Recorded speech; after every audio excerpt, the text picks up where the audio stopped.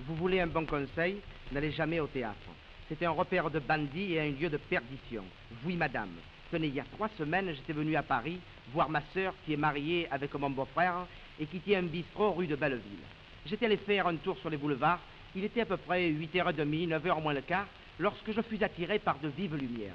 Je m'approche et je vois une grande maison où je vois écrit « Théâtre ambigu ».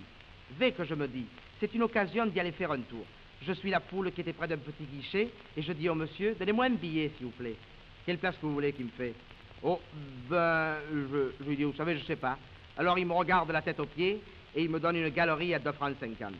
Je monte les escaliers et arrivé là-haut, il y a un monsieur qui me retire le billet à 2,50 francs sans me rembourser. Ça m'a pas plu. Enfin, ça n'a pas d'importance.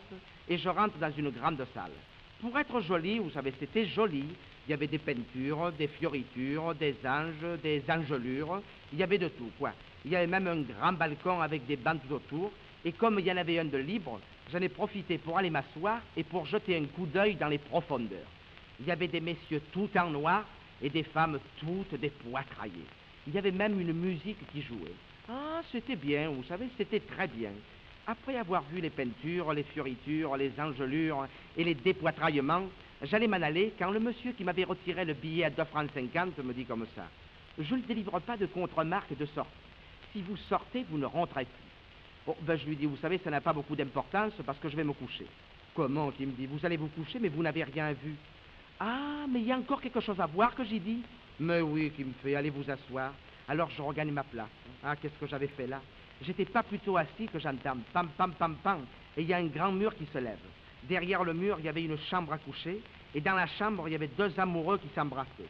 Ils s'embrassaient tellement qu'ils en avaient oublié de fermer la porte. Tout à coup, il y a un type qui rentre comme une bombe, et puis il se met à faire « Ah, ah, ah !» Et puis, pendant que les amoureux cherchaient à se cacher, il a sorti un revolver, et il les a canardés tous les deux. Et la musique jouait toujours. Heureusement que le bruit du revolver avait réveillé les voisins qui sont allés chercher le commissaire de police. Le commissaire est rentré par la même porte, et il a fait comme ça. « Ah, mes amis, on a encore commis un crime, et comme toujours, j'arrive trop tard pour arrêter l'assassin. » Quand j'ai vu que personne ne disait rien dans la salle, je me suis levé et j'ai crié. « Il n'est pas trop tard, monsieur le commissaire. Si vous vous dépêchez, vous pouvez l'attraper. Il est passé par la fenêtre. » Oh, qu'est-ce que j'avais fait là? Toute la salle s'est mise contre moi. Les uns criaient « Sortez l'imbécile! À la porte, le parpagnat!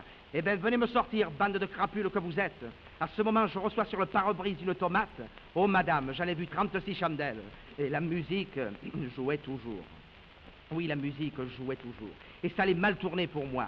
Quand tout à coup, je me sens frappé sur les 2 épaules. Je me retourne, 2 agents. Je me dis, ça y est, me voilà sauvé. Mais pas du tout. Ils m'ont empoigné, ils m'ont foutu à la porte comme un saligot, en me disant que si je me taisais pas, ils allaient me foutre en prison. Eh bien, vous voulez que je vous le dise? Le patron du théâtre, les spectateurs, et jusqu'à la police, tous, vous m'entendez, tous, ils étaient tous d'accord avec l'assassin. Oh, bande de crapules, va.